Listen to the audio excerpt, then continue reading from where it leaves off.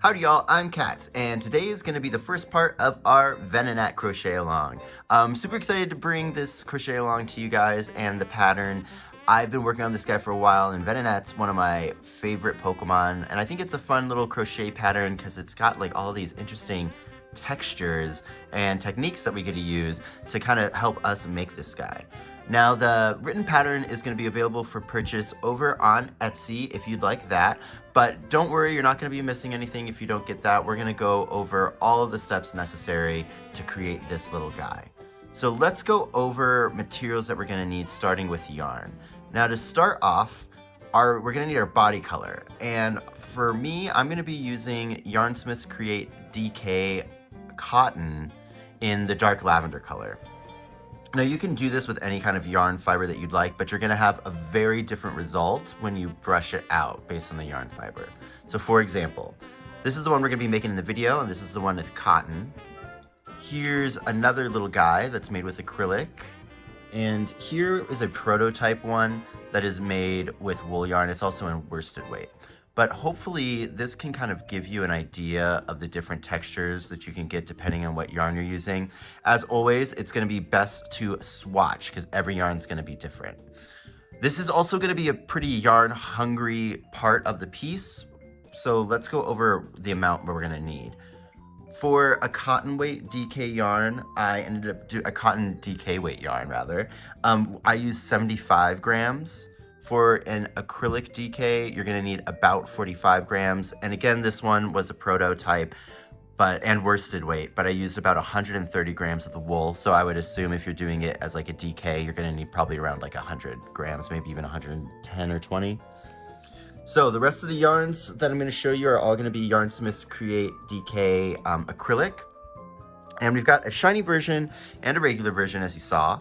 For the regular version, you're going to need these three, which is the Candy Floss Pink, Fondant Pink, and Pink Berry. Then for the regular version, you'll need these three, which is Powder Blue, Hydrangea Blue, and Cornflower Blue. Then finally, we've got these two colors. We have the Parchment, which we're going to be using for the antenna and the fangs. And then this one, which is called Oatmeal, that we use for the hands and the feet. So one final thing is that we do have a solid version of the eyes instead of doing like this multicolored eye thing. And if you're going to be doing the solid version of the eye, you'll just need either one of these, either the Pink Berry or the Cornflower Blue. In the video, I'm going to show you how to crochet the solid colored eye, but I'm not going to show you how to sew it. I'll explain how to do it, and it's pretty simple, especially after you see how to do this one. Now, notion-wise, you're going to need some hooks, one that's the recommended size for the yarn, one that's one size smaller, some darning needles, some stitch markers, then your snips, and I would recommend a good pair of scissors, a slicker brush, and optionally a comb. This is just going to help when we brush out. Some stuffing because we're doing amigurumi. Some pins so we can pin things in place before we stuff. And then some raffia. We're going to use the raffia to add some structure to our antenna to make it so that they can stand up on their own. So that is the master materials list. For today, we're just going to be doing the body. So all you're going to need is your body colored yarn, your hooks and stitch markers, your fluff for stuffing, the slicker brush and comb, and then your snips for cutting your yarn. But that's gonna be everything, so let's jump in. I'm super excited to start. Let's go. All right, so let's get going on the body. First things first is what we're gonna need. You're gonna need your crochet hook. This time we wanna use one that's gonna be one size smaller than what's recommended for our yarn. So for me, that's gonna be this 3mm guy.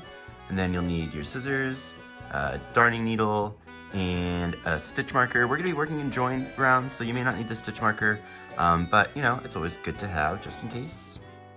And then yarn-wise, we've already talked about that way that our yarn's gonna look when we brush it out.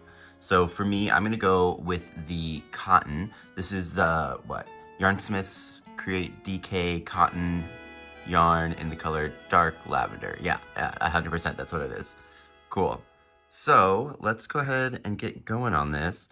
One other thing is this is going to be made with a series of loop stitches, and then we're going to do some like single crochets in there too, just to give us some blank space to make sewing all the appendages and stuff onto it a little bit easier. But we want to try to keep the loop stitches that we're making about 1.5 inches or 4 centimeters long. There's a little bit of wiggle room there, so if you wanted to go like up or down by 1/4 inch. The thing that you kind of want to do is like loop stitches can be a little tedious, so find like a good flow state where you can consistently make something that's pretty close to 1.5 inches and then just kind of go for there. We're not going to be measuring every one. We're not going to be trying to be like too anal about how perfectly long all of our stitches are, but we just want to keep them kind of in that like 1.5 inch sweet spot so that we can do some like shaping when we cut it down, and we're not going to be wasting too much yarn by doing like way too long of stitches. But yeah. All right, so we're starting with the magic ring. Full tutorial for loop stitches is going to be over there. I will also put up a link after that one for how to do like a color change, but you'll also use that for like splicing in new yarn when you're doing your loop stitches. But let's just get started with a quick refresher on how to do a loop stitch. We need to make 6 of them into this magic ring. So I'm going to go in, yarn, put my yarn over, my hook over my working yarn, go and grab my yarn from the back and pull it through. Now that's going to be about 1.5 inches for me. Then I'm going to take this to the side and I'm going to yarn over and lock it into place. Cool. And we'll put a stitch marker on this one just because it's the first. Perfect. So let's make some more of those. This is what I mean about getting into that flow state. Like I can pretty much consistently, just with the way that I hold my yarn, make a loop that is like this same size. And this size, unsurprisingly, I write the patterns right, so that's why it says 1.5 inches. But like I said, you could go a little bit higher or a little bit lower than that. But yeah, just find a way that you can comfortably make loops the same size and go from there. Okay, how much was that? 1, 2, 3, 4, 5. And see, like that one is like shorter, but again, we're not going to try to be too 100% like all the same length. 1, because it would make us go mad, but 2, it's going to add a little bit of dimension for when we do end up like cutting and brushing out all of our yarn. But yeah. So that's 6 of those. I'm going to tighten this up. Awesome. And then we are going to, for all of the rounds in the body, we're going to join these with a slip stitch. Let's make it out my stitch marker. I'm going to go into that stitch for my stitch marker and just slip stitch join that together. Cool. And then we're ready for round 2. Now in round 2, we've introduced something new, and you'll see that it says long after the 4 loop stitch increases.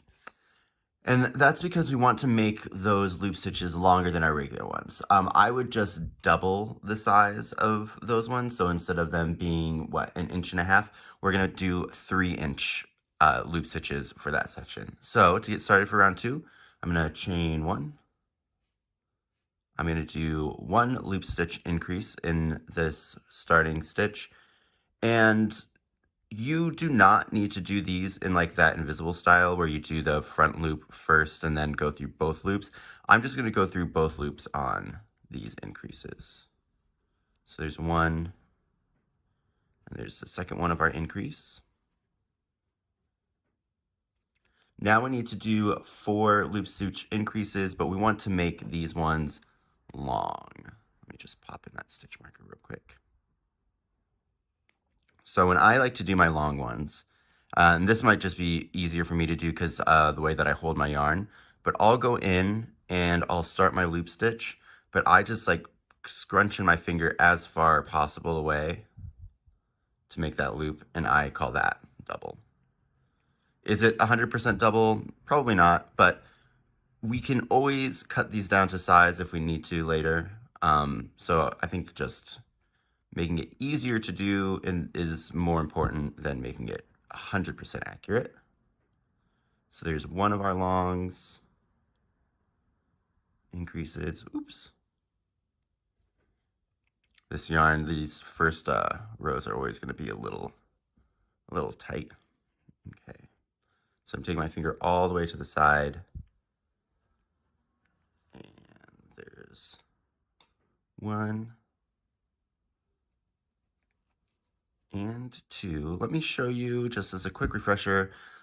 After you've pulled your yarn through to this point when doing a loop stitch, you can just pull on the loop to elongate it. So if need be, and then you would pull on the working yarn side if you needed to lower, or if you needed to make it shorter, rather.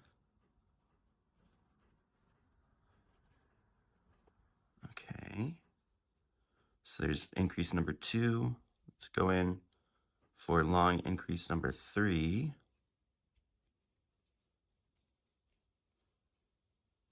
And need more yarn. Oops.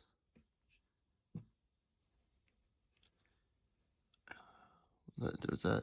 Let's see. We have increase 1, increase 2, increase 3, 1.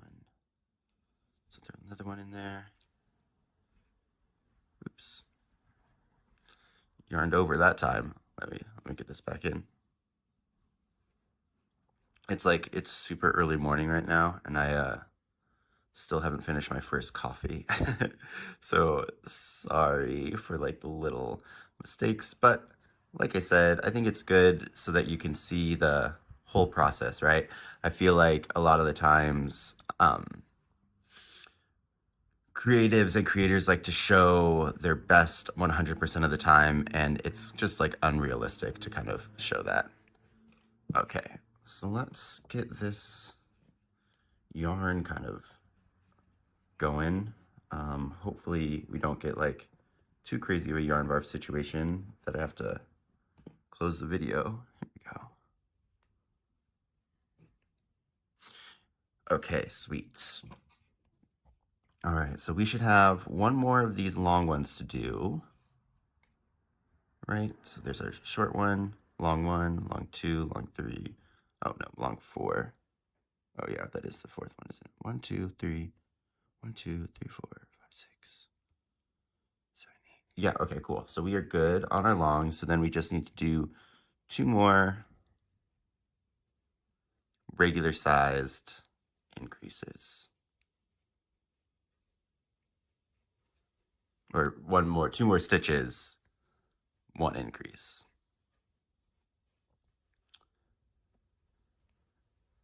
Awesome. So again, we're working in joined rounds. We want to pull these as tight as possible, but that stitch right there is going to be the joining slip stitch. They will get smaller as we kind of progress and we make larger rings in our increases, but for now, we're just going to go in and we're going to try to pull that as tight as possible. Perfect. And going to chain 1 to lock it in. And we can start round 3, which is also going to have some long stitches in it.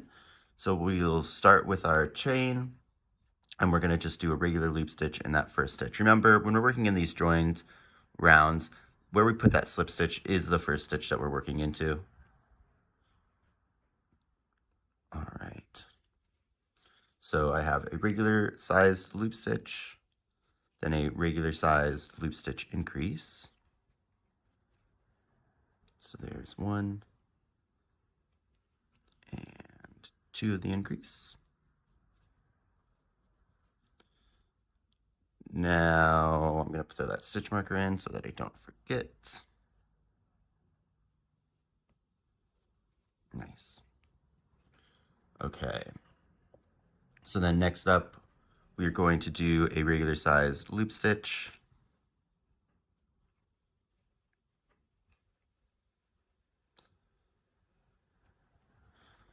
Then we'll have a repeat. So we're going to do a loop stitch increase that's long in the next one. There we go. So long loops, remember they're double the length of our other loops. So there's 1, and there's 2, Then we want to do a long loop stitch.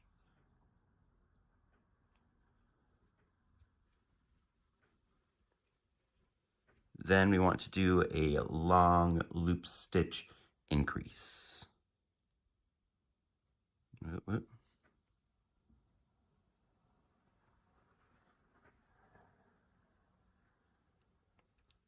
Whoa. So my long loop stitch increase. And then we're going to finish the repeat with just a regular sized loop stitch. Perfect. So let's go ahead and do that repeat one more time. We're going to start with a long loop stitch increase.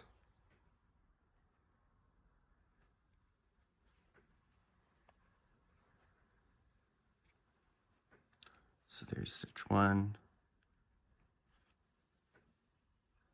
stitch 2. Now we just have a regular long loop stitch.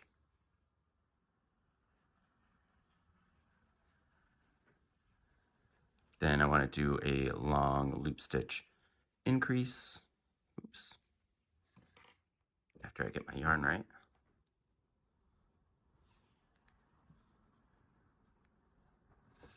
This is like a pretty yarn hungry project. So you might as well draft out as much of the yarn as possible. Oh man, this is gonna be wild to get through.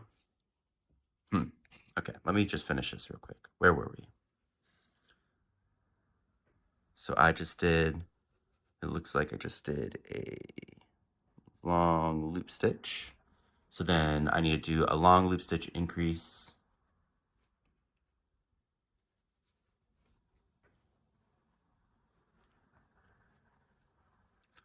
Ooh, that could be longer. So I'm just gonna pull this out. There we go.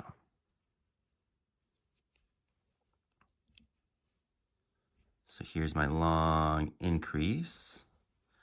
Then the end of the repeat is just a regular sized loop stitch.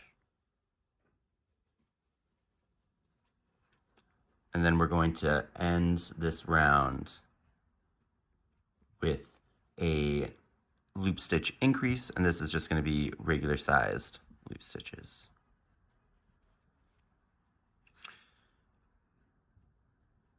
If this is like your first time working a whole bunch of loop stitches, I hope that you can see that like it does get like kind of a flow to it, that you're able to do them a little bit more quickly.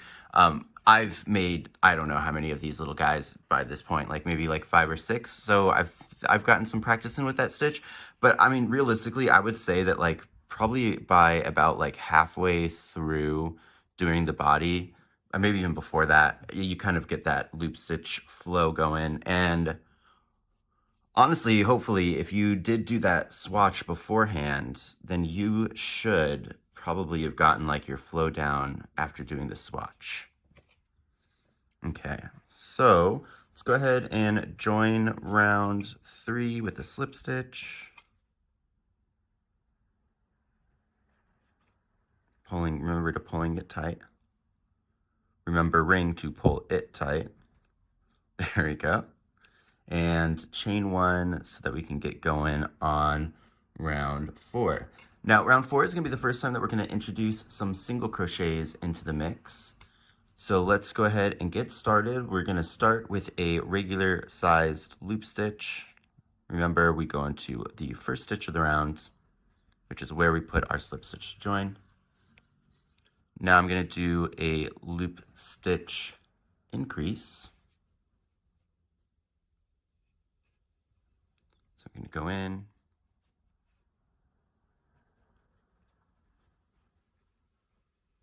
And there's 1 of my increase. There's 2 of my increase. Now we're going to do 2 loop stitches.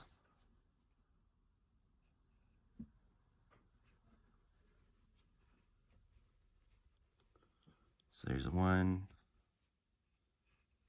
there's 2, and then an increase.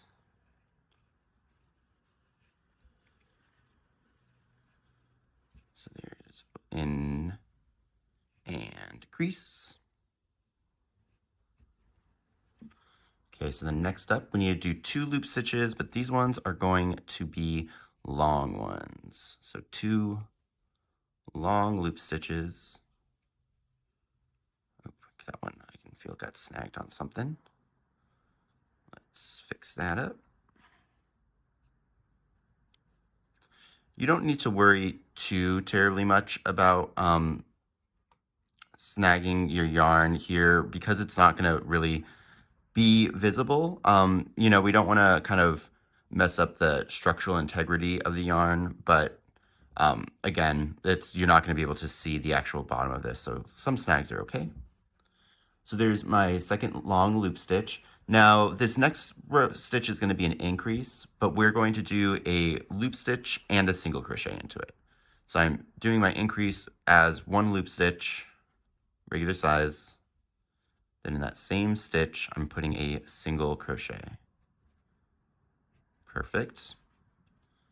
Then we're going to go into our next one with a single crochet. After that, we have a loop stitch, regular sized.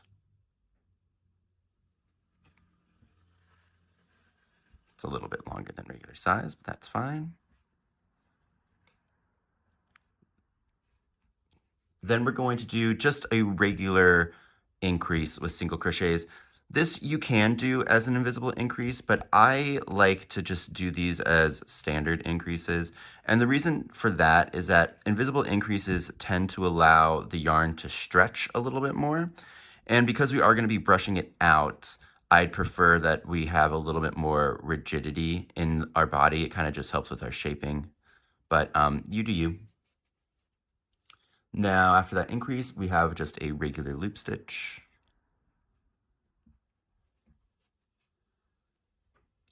Then I'm going to have a long loop stitch.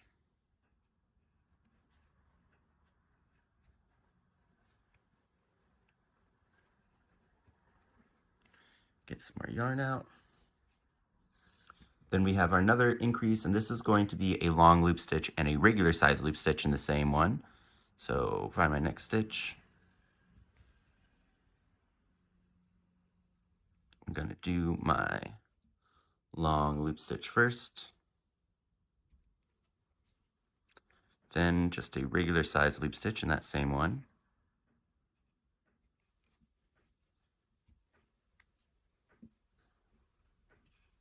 Next, we have 2 regular loop stitches.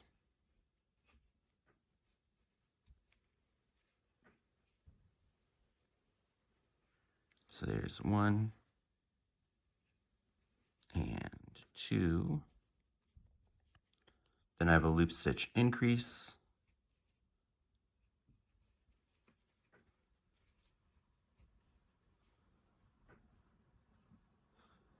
So there's 1, part of the increase part number 2, and then we just have a regular loop stitch. Then let me show you here, just real quick. So we didn't use the stitch marker, but that's okay, we can still find it. We know that that's the last stitch of our round. That next thing right there is going to be the slip stitch. So this first V, looks like we split a little right there, but this first V is going to be our first stitch of the round. So joining slip stitch, first stitch is right next to it. I'm going to go underneath there, and we're going to give it a nice little slip stitch. Okay, so next up is going to be round 5, and round 5. So the footage for round 5 decided to go on its lunch break, and it's still not back yet. So let me narrate this for you.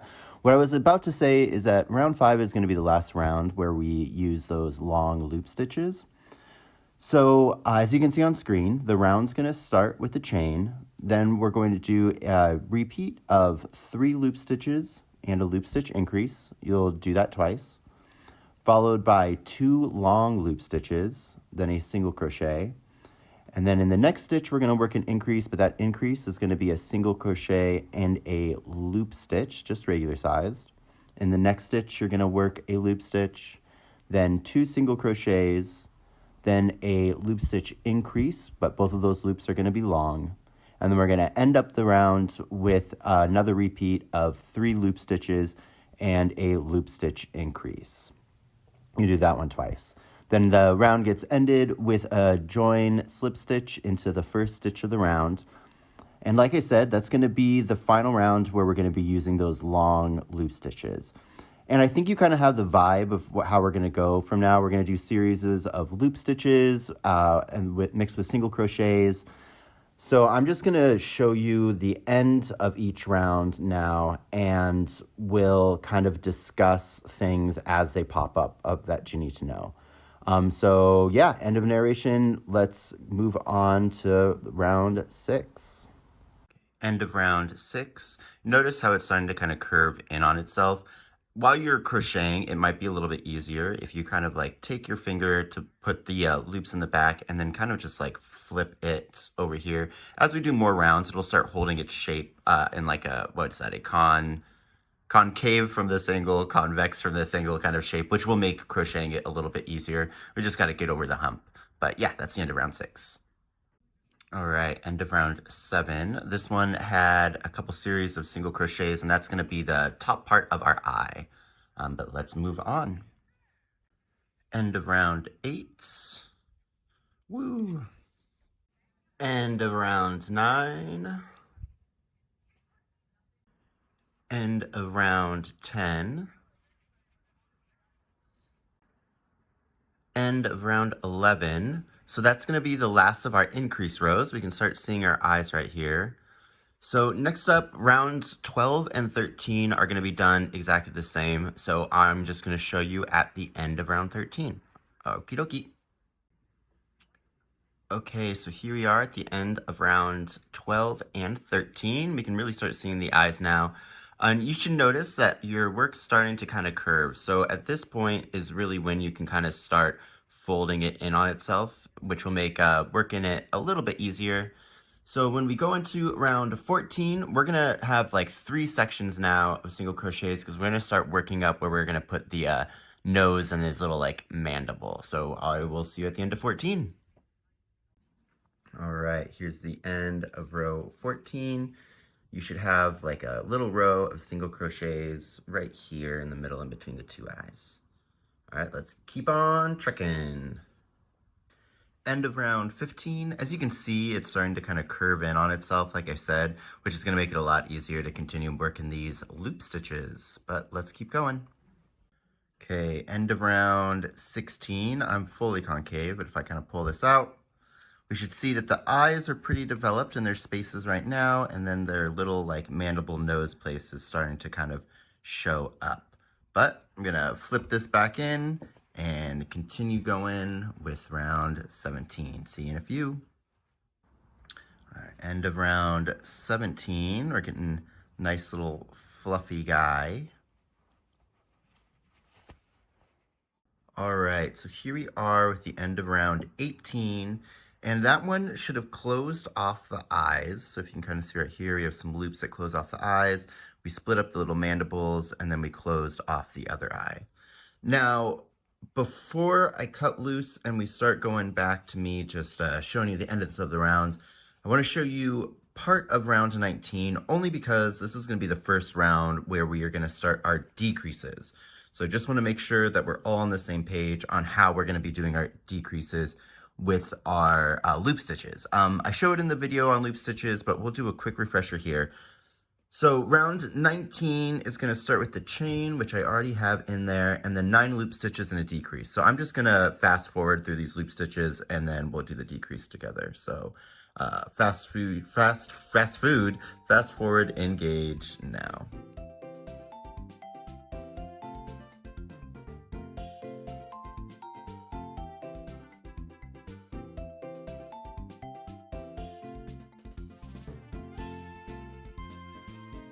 Okay. And 9. So there's my 9th loop stitch. And next I'm going to do a loop stitch decrease. And in order to do that, what I'm going to do is I'm going to go into my next stitch, pull up a loop like normal. I went through both loops of that stitch. Then I'm going to go into my next stitch and do my loop stitch, pull that through, then pull that over and yarn over and pull through all 3 loops of my hook.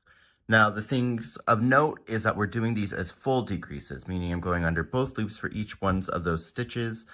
And that's it. It's not really too terribly important whether or not you do the loop stitch in like the first one that you go through or the second one. We just want to make sure that we're going through both loops of our stitches because that's going to prevent it from stretching as much. That being said, any of the decreases that we're going to be doing going forward, I don't believe there's any in this round, but going forward where it's just a decrease as like a single crochet, I like to do those ones full as well. And that's just again to kind of reduce the stretch that you get when you work in like front loops only for like invisible style. But I will see you once we're done with round 19, and yeah, see you in a bit. Here we are at the end of round 19, starting to close off. Now in our next round, we're going to be shifting where our single crochets are going to be, or those spaces that we're leaving, because we're going to be starting to work on its hands. So we'll have loop stitches, space for the hand, loop stitches to close off the mandible, space for the hand, loop stitches around to finish it off. You'll see, but yeah, let's chat and more crochet and let's get into it. See you at the end of the next round. All right, so here we are with the end of round 20. We should have a little hand spot right there, gone over, little hand spot over there. So let's keep on trucking along. All right, so here we are with the end of round 21. We're getting pretty loopy. For round 22, it's gonna be pretty simple. It's just 18 loop stitches, and then you can see it, 3 singles, 12 loop, 3 singles, 18 loops. But I'm almost at the end of my ball of yarn. So I'm gonna show you part of this round just so I can show you how to splice it. It is in the color working loop stitch video that I posted, but when we have the opportunity here, why not? So I'm gonna just start off this round, and then I'll fast forward a bit until we get to the point when I'm actually gonna be splicing in that new ball. So see you in a sec.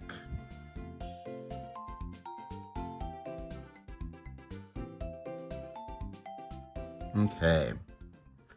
So I'm going to splice in my new color here, if I don't split that stitch. Okay, there we go. All right, so here we are. I'm gonna splice in that new color. As you can see, I still have a decent amount of my yarn left, but remember, we're doing loop stitches, so we're gonna be using more than we think.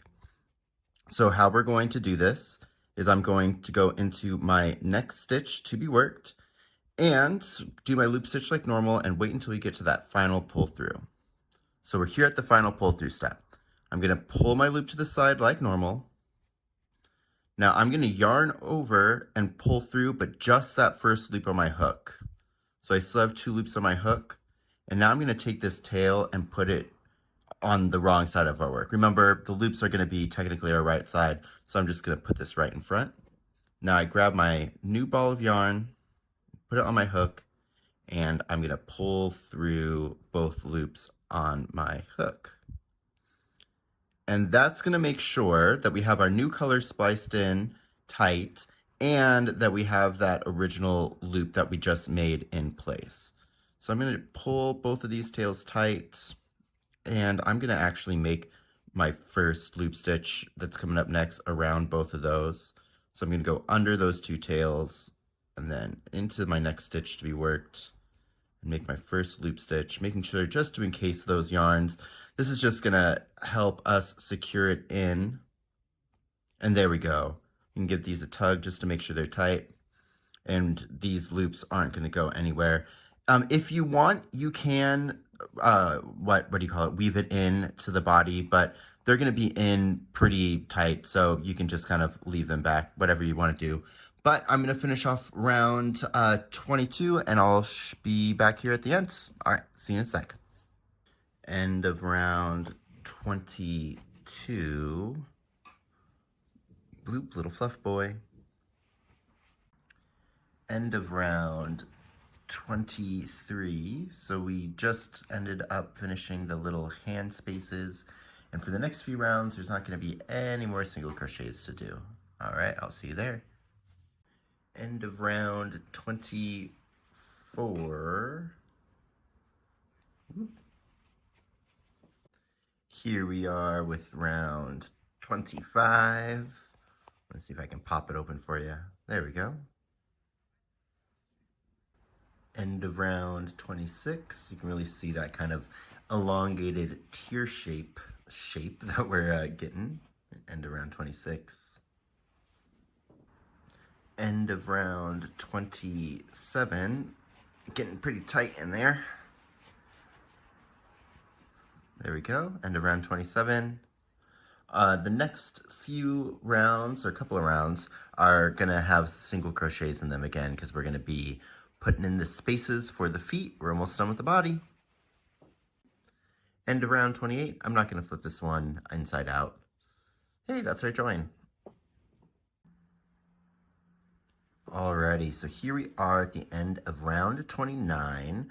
We're actually gonna flip this right side out so that we can start stuffing. So I just pull that active loop long, put a stitch marker in there so we don't lose it, and get pushing. So this is gonna be a little bit tricky, especially if you're using cotton, because cotton doesn't like to stretch, and we've been doing things specifically to make sure it doesn't stretch. Oh golly gee. Here we go. Just work from the top and work our way across. Oh gosh, maybe. Here we go. You know, I think that there's sometimes when you're working with yarn and you're like, how is this stuff so weak, when you just like kind of like pull it apart and cut it. And then you get a situation like this where I had no idea it could be so strong. All right, I might fast forward through this. Yeah, see you on the other side, comrade.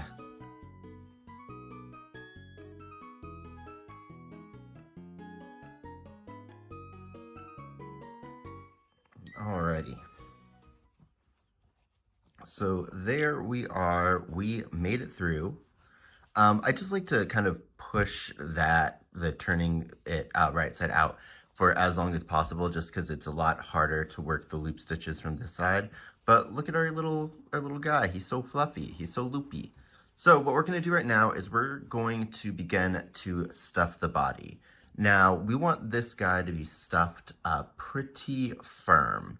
So we're gonna be going in with a lot of stuffing, and yeah, I think you guys know how to do this. So I'm gonna stuff my guy up, and I will come back when he's all nice and firm and show you guys. All right, in a bit.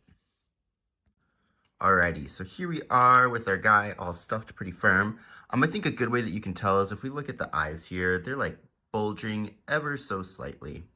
But let's get back to crocheting. So first thing that we need to do is go around this opening here, and do you see, like, when you're stuffing, some of the loops might have gotten stuck on the inside. We're gonna try to set ourselves up for success by pulling all of those out to begin with. All right, looking good. So let's load our hook back up and start crocheting. So we've got 3 rounds left. These rounds are gonna be tricky. One, because we're gonna be working on a stuffed object, but also because we're gonna be doing loop stitches and our project's gonna be fighting against us. So just heads up there, I guess. Let's get the stitch marker off. Something else I want to note real quick that might look different than when you're normally working in rounds is we have the inside of our piece facing us as we're going to be going around. That's because, remember, the loop stitches are created on the outside of the stitch that we're making. That's where the loops get placed. So we actually need to work almost in reverse, kind of. But don't overthink it. Just make sure you got everything kind of held up like this. So let's go ahead and get started with round 30. So round 30, we're going to start with a single crochet. So we're going to go into our first stitch right here. And pull up a loop. I'm going to go ahead and mark it. We're going to be fighting pretty much this whole entire time against our piece. So the more ways that we can set ourselves up for success, the better. So next is going to be a loop stitch decrease. So go in, pull up a loop, go into the next one, oops, and loop stitch. So this is where it's going to be tricky, is because controlling our tension is going to be a little bit tough here because we're holding on to an object while we're trying to do everything, right? So one thing that I found that makes it a little bit easier is, depending on how you hold your yarn, do like an extra wrap, like increase the tension in your hand so that you really have like a good firm grasp on the yarn, and then we'll just have to manually release the tension as we go. So next up is 2 loop stitches.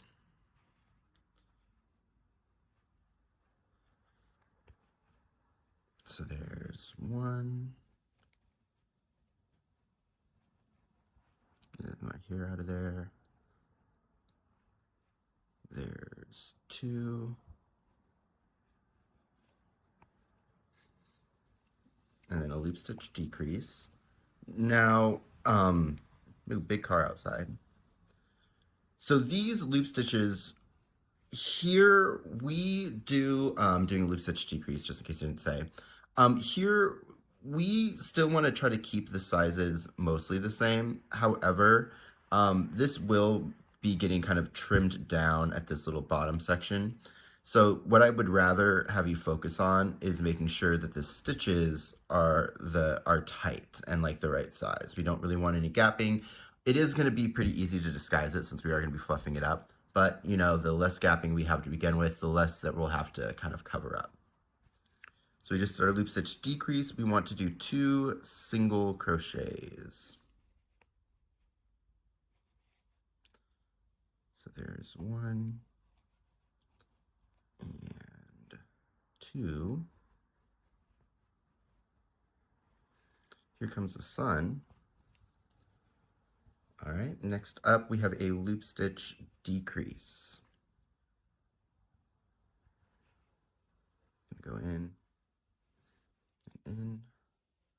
I just kind of want to do this these last 3 rounds with you guys. 1, they're short, but 2, kind of just to show you and demystify how hard these can kind of be, or just how tricky, not really hard. So then to start to get to the end of this round, we need to do 3 repeats of 2 loop stitches and a loop stitch decrease. So let me get those out of the way. Go in here, we'll do a loop stitch. Loop stitch number 1. There we go. Loop stitch number 1.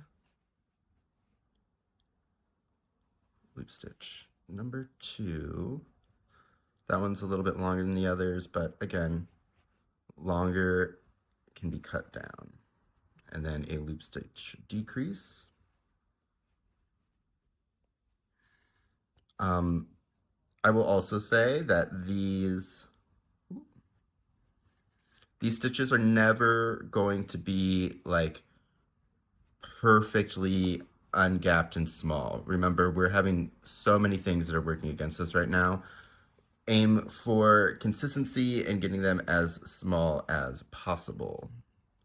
So let me double check. So I've got a bar going through there, so I know that that stitch has been worked into.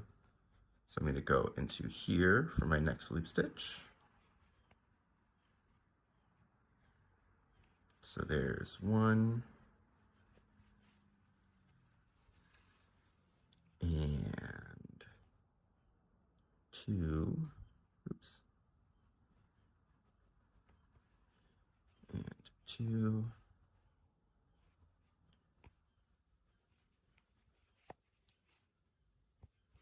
and a decrease. That's going to be my second one of the repeats.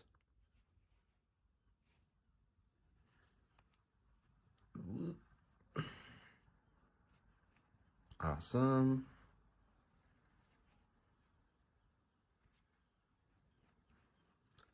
And my third repeat. So let's do a loop stitch. So there's one.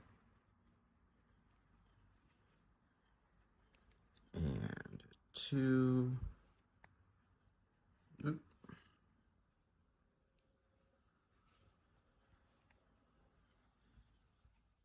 Oh, dropped that almost. So there's two and a decrease. There's the third one of our repeat.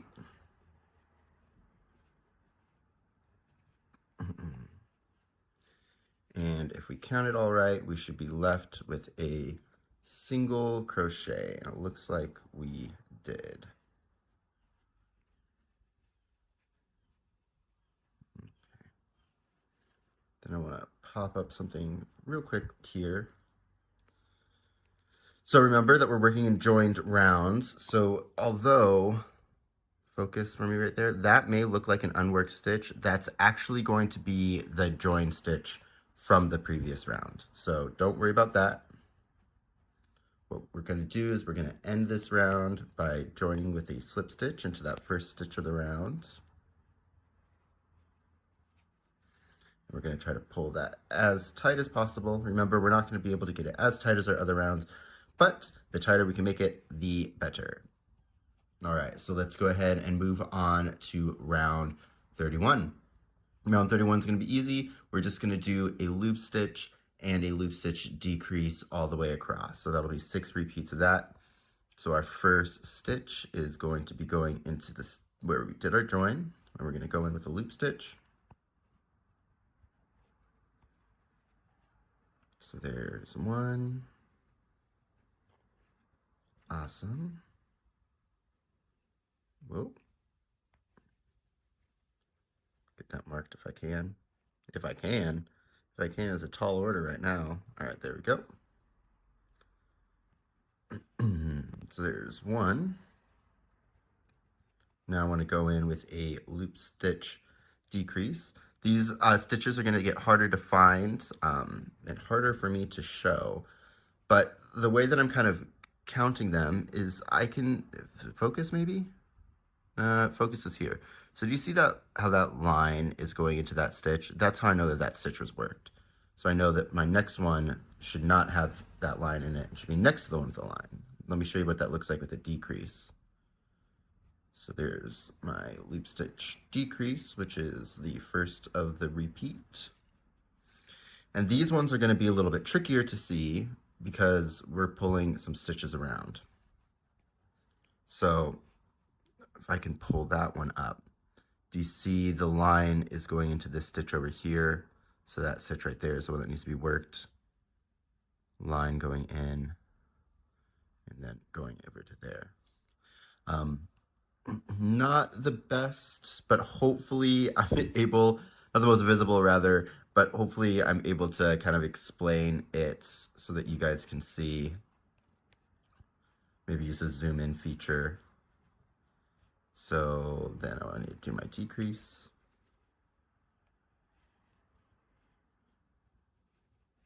Okay.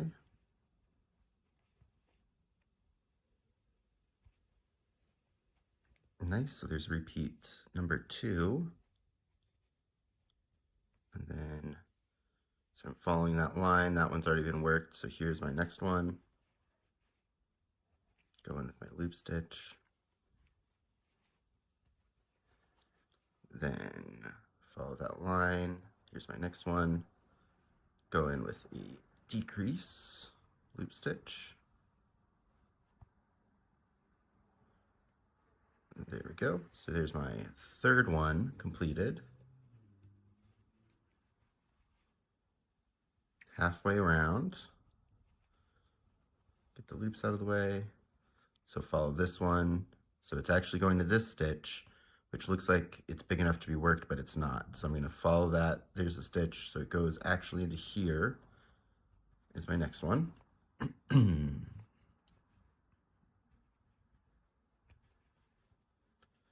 So now I want to put in a decrease in my next one. So I'm going to follow that line down. It's going to this stitch. So the one next to it is where I start my decrease. That should be the 4th repeat done.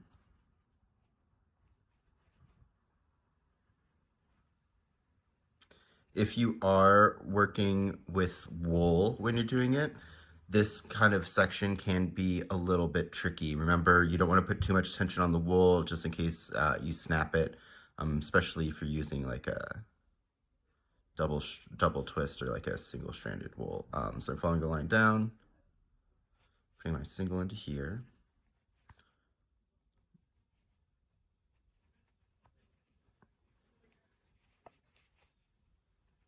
And I'm going to follow that down and go into here for my next one. Remember, for the like 100th time, I'm following that worked stitch line down to the stitch that it's coming out of, so that I know that the stitch next to it is the one that I need to work in. So that should be my 5th decrease. And follow that down. That's the stitch, so here's the next one. Put my loop stitch in there. And then we should just have a loop stitch decrease to finish off the round. It looks like we did right. So I'm going to go down. It's going into that one. Let's get everything out of the way here. Ooh. So I'm following it down. It's going into that one. So this is the one that I want. Goes into there. There we go. See what I'm saying? The closer that we get to this, the more difficult it's going to be. But luckily, we are superstars. We persevere. So let's go ahead and finish off that last decrease of the round. Perfect. So we're just going to go back and do our loop stitch or our join into the beginning of the round. I'm just going to kind of hold it up because I've got a feeling that I'm going to lose it. Oh, well, you might. Nah, there we go. That's kind of why I like to use these smaller stitch markers. Not just because they kind of work better with smaller yarn, but you can usually kind of like wiggle your way around them. So we're in there. We're going to chain 1. And then this is going to be our final round of the body. And we're not going to kind of like faff around here. So we're just going to do regular decreases. So I'm going to go into that stitch that I just joined in, pull up a loop, go into my next one and pull up a loop. Again, these decreases on the body that are just done as like regular decreases, I like to not do them as the invisible kind because the invisible kind can lead to more stretch, and we aren't really looking for that here. So let me go into my next stitch. So decrease 1's done. Here's our second decrease.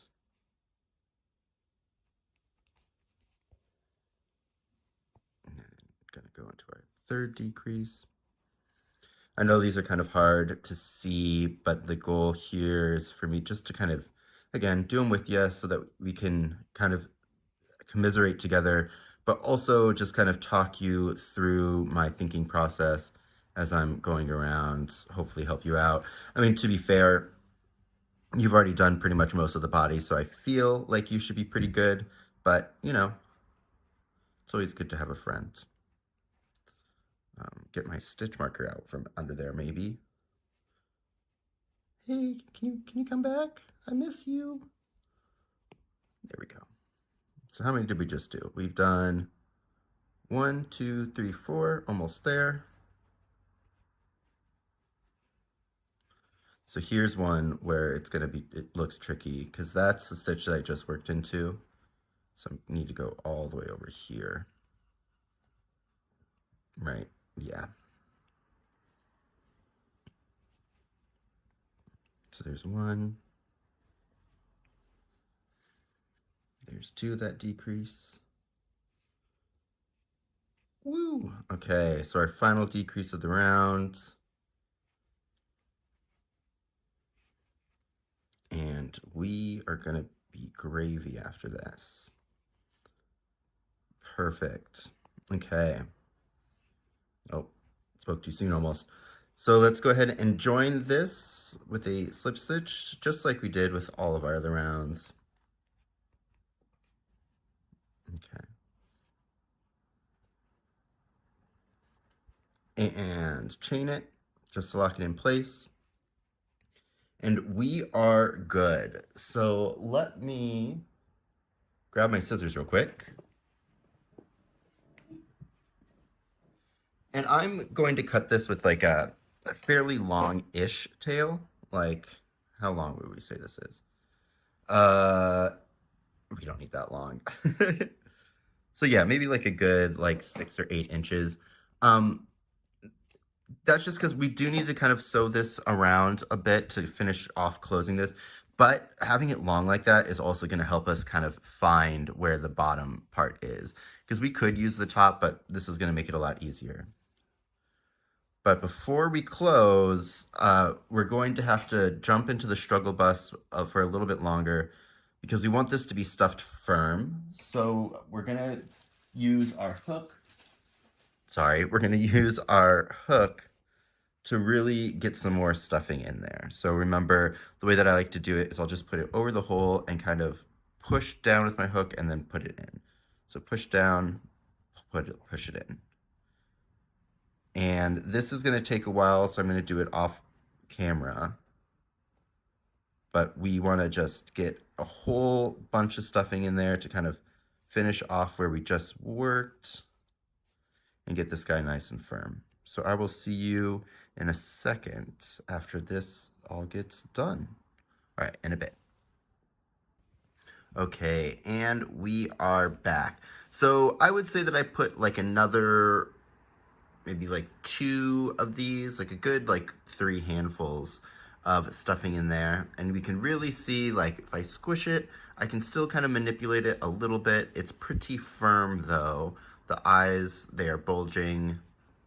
But yeah, so I think we should be good there. Let's go ahead and find our tail. Another reason to kind of cut it long. And let's close this puppy up. So I'm going to thread my darning needle using one of these like kind of angled ones. They are a lifesaver. I highly recommend, especially when we start sewing stuff onto the project. But yeah, just heads up on that. So how we're going to close this, just so we normally would. So I'm going to go into the first stitch, picking up just this back loop. Or I guess technically our front loop. And I'm just going to pick up that front loop all the way around. So there's 1. There's 2. Pull this up closer so you can see. There's 3.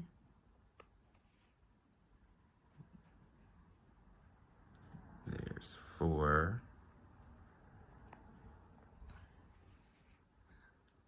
And 5. And 6. Where are we? Right here. Okay.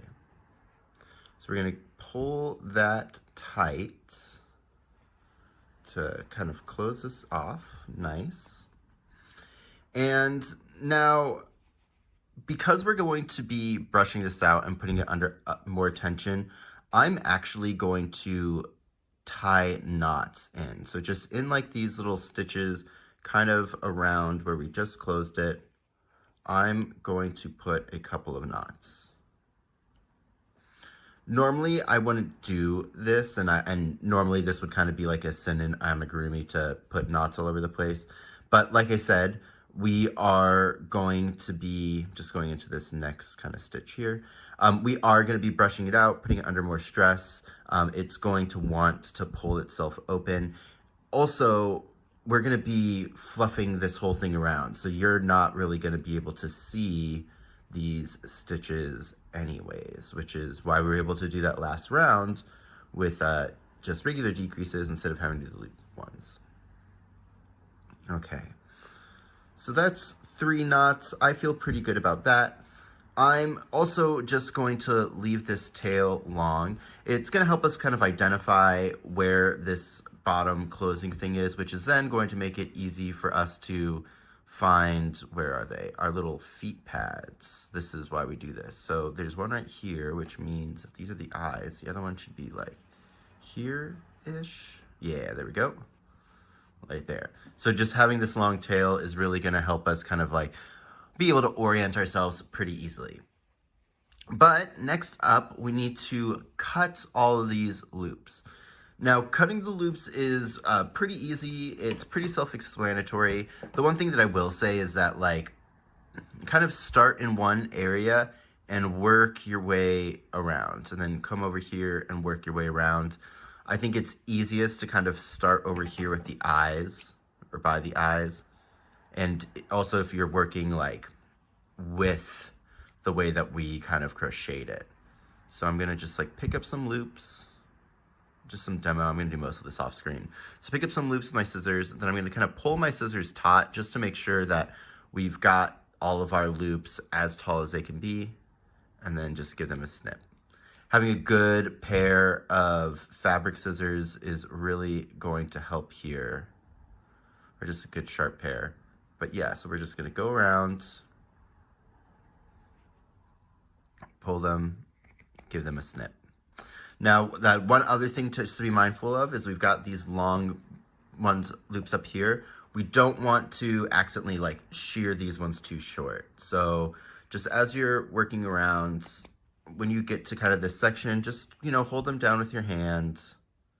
Make sure that you're only getting the loops that we want to cut in here, and go around. This process is going to take a deceptively long time. So just, you know, get yourself a nice cup of coffee, tea, mint julep if you're feeling fancy and it's that time of the year, and just go along and cut all of these loops. So I'm gonna finish up that, and I will see you guys in a second. All right, I just wanted to come in here and actually show you what I mean when I'm saying like working methodically. So I've got like this little section. I kind of just like come down here from the bottom, pick up as many loops as possible, pull them up, give them a snip, then kind of think of this as like one line. So then I'm gonna go over, give these ones a snip. Looks like there's some over here that I missed. Woo. Cool. So that feels good. And then I just kind of brush them over with the scissors until it looks like I've gotten to like a new section that has loops that I need to get. And then I'll go and grab those ones maybe and do this. This would probably be one of the best places during crochet for like if you've got hairdressing experience, applicable skill right here. But yeah, I just thought I'd show you how I go about this as a amateur. Is it pronounced an esthetician? Sure, yeah, as an amateur esthetician myself. I think esthetician is when you, no, anesthetician is when you put something to sleep. An esthetician is like a beauty wizard, right? Yeah, I don't know. But yeah, so this is how I'm gonna go about it. Just thought I would show you my way to maybe make it a little bit easier for you. All right, in a few. Okay, so here we are with all of our loops cut, looking like a cute little shaggy pup. So this next step isn't like 100% necessary, but I do think it's helpful. So we're going to be brushing this out, but it's nice to just check and make sure that we got all of these loops cut. So I like to take like just a comb and kind of go in and see like, look at that. Did a great job. But then we can kind of identify some loops that we missed. And this is just going to make it so that once we come through with our brush, that we really have all of these loops all done, because they'll get snagged on the brush, and then we'll have to go in and we'll have to cut them, and then they won't be as like brushed out as some of the other pieces will be. So you can just get like a visual difference, which I think in some instances looks really cool, but we don't really want like the whole thing to be like that. Is that? No. Okay. So we're just gonna go through, get all these extra little loops. If I run into a lot more of them, I might do it off screen, but there we go. I would be depriving you of all of the ASMR that we're getting. How's your guys' day been? It's, when is it right now when we're filming? It is January. Ours has been, started off really cold, but it's starting to kind of warm up now. Yeah, I don't know, the sun's been going crazy, as you can tell throughout this video. I think it's just because it's hiding behind clouds and then coming out. Okay. So, yeah, I think that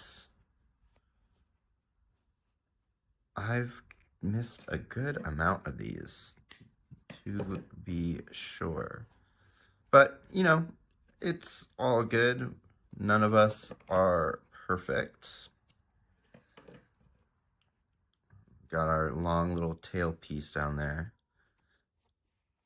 It still kind of blows my mind that you're able to do this cutting and have all this stuff work so well when crochet. I remember when I first started and I was really afraid of cutting pieces, but now it's kind of like well, sometimes cutting can be a good tool that we can use. I should maybe do one on like actually like cutting into crochet, like to fix it, because there's like sometimes where some yarns just don't frog, so it's almost better just to cut down. But that's for a different video. All right, I think we are good. Yeah. Okay. Nope. There's one. Oh, there's two. All right. So, again, this was an optional step, but I do think that it's just like one of those things where it sets us up for success for later. And I'd rather take the time now because, you know, we've put so much work into this that I want it to turn out as beautiful as possible. So there's another one, but I think we're good. Okay. So now I'm going to put down this just as like a little protective piece, but it's going to be time for us to start slicker brushing. The goal that we're trying to do is to make our guy nice and fluffy, right? And the way that I like to do this is I like to start at like kind of one of the eyes, find the tips of our yarns, and I'm just going to start brushing those out. And you can see all the yarn's going to act different. With the cotton yarn, it kind of starts to get this like threaded kind of look to it. So then I'm going to work just like closer up, and I really want to unwind so you can see how this has a twist in it. What we're doing is we're taking that twist out, and I really want to get all of that twist out. So I'm using force, I'm digging in, and you don't really need to worry too much if this area gets fluffed. We just don't have any things here because it helps us map out where we're going to need to put our pieces, and it just makes it sewing a lot easier. So if it gets a little bit brushed out, it's okay, but first off, don't brush it out, and like second off, don't worry if it gets too brushed out.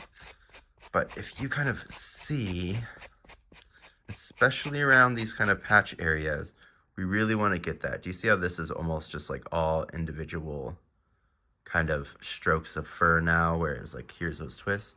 That's what we're going to go for. And our slicker brush is getting filled up, so I'm just going to use the comb to kind of take that off and save that, because we can use that for stuffing for other projects, and we'll actually probably use it for stuffing in this project as well. So yeah, let's just keep on going. I'm going to finish this off screen, but we'll go against the grain too, because see, like, even though those tips are all brushed out, these insides aren't. So we want to go in there and get those insides out. This is what's going to kind of help add volume to the piece, but also kind of give it that nice little hairy, fluffy kind of look we are going for.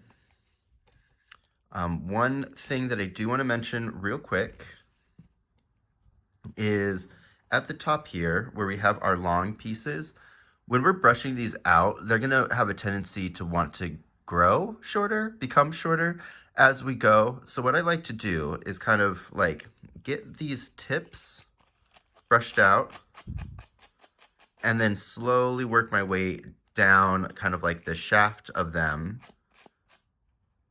and then keep on going down. Once they kind of really start to get fully brushed out though, I'm avoiding the tip and I'm only working on the shaft. And this is just gonna make sure that we don't lose too much length. So as you can see, the tips are almost fluffed out to where they need to be. So then for that section, now that those are done, I'm gonna kind of leave those to the side, and I'm gonna just like attack this bottom by just brushing from the bottom up a little bit, taking off my brush. So it's almost like I'm kind of just like bouncing on it more so than anything else, because we want to leave those long and we don't want to make them super short. So remember, work on the tips, then work on the shaft. All right, I think that's enough audio clipping. So I'm just gonna get to fluffing this guy out some more, and I will see you when we are all done. Yeah, all right, cool. Chat in a little bit. Okay, so that took a little bit of time, and I am covered in fluff, but yeah, it's looking good. There's a couple things I want to go over. So now that I have this guy pretty much all brushed out, one thing, well, it looks like I missed a little spot right there. I'm gonna go in and just like hit those little spots that I missed. But another thing I like to do is like, this is kind of hard to explain, but if I feel around, like right here, I can feel something that isn't as like fine as the rest of this fluff. So if I look, I'm gonna assume, yeah, it looks like that's a loop that I didn't cut. Can you kind of see that? You can feel its thickness. I'm gonna go ahead and just give it a snip, and then give it a little bit of extra attention in that section, just to kind of fluff it up. This is what I mean when I'm saying that we can fluff it up later, but if I kind of bring it close, you can kind of see how it doesn't match. I do think that, again, a little bit of that is really, really nice to have. Too much of that, not as nice to have. So now that we're here, just for my brain, what I like to do is kind of brush everything into place. So like, this is the top of the head, so I'll brush that back, get it out from around the eyes, brush that to the back. You can see right there, there's another loop that I missed that I'll probably just take care of later. And then I just kind of like to brush everything so that it's out of the way of the eyes and kind of motion to the back before we kind of set everything aside. But look at that. That looks like really kind of sinister right now, but it'll be nice and cute. We have his little fronds. As you can see, they really do kind of like grow down in size based on how much brushing you do on them. So if you fully lose them, no worries. Like, I lost a decent amount, but what we really are just aiming for is for like a crest that's going to be a little bit longer than what it is over here on the sides. All right, one final thing, there's another one that I missed. One final thing, so depending on what kind of fiber you're using, actually, first things first, notice I left that kind of tail there just so that it's helpful for us to find the bottom. It's gonna be kind of easy now that we have the eyes, but I still like to just have that there. But final thing I wanna say is, depending on what kind of fiber you're doing, you're going to have a different amount than this. I'm doing cotton, and cotton gives you like a lot of fluff off of that slicker brush that you end up brushing away. If you do acrylic though, you're probably gonna have something more along the lines of like this kind of like amount that's been brushed off. But save this, this is great for stuffing other projects. A little peek behind the curtain. This is actually one of the last pieces for this project that I'm filming. But if you're doing it in order of the videos, I would just end up using this stuff to stuff all the other pieces that we're going to be making. Primarily, I guess it would just be the feet, really. I don't know, you'll see in the future. But yeah, save this stuff and use it later. But yeah, that's the body complete. Great job, y'all. That's probably the most time-consuming piece, but it does feel nice to kind of have. So let's get going on to the next part. All right, so I kind of psyched you guys out there. We're gonna end with the body for today. I hope you had a good time with it. Those loop stitches can be a little daunting, but I think once you reach like the flow state with them, they're kind of fun to do. And then cutting it and brushing it out just is so much fun because now you have like a weird little like texture ball to play with. It still blows my mind that you can cut crochet with the loop stitch. But for next time, we're going to be working on like his features. So think like the eyes, the mandibles, the hands, the feet, the little antenna. So you could get your yarn ready for that.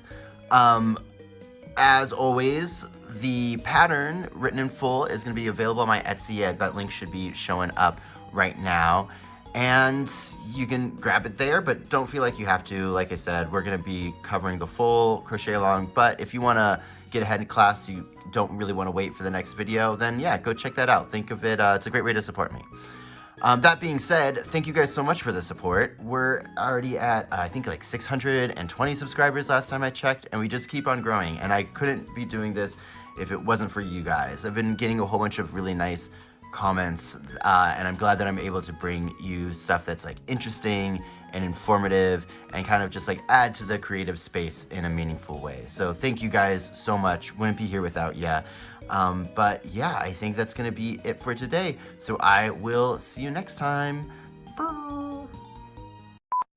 But if you want to get ready for the next part, we're gonna be doing the eyes, the mandible, his feet, which are here, the hands, which are here, and the antenna.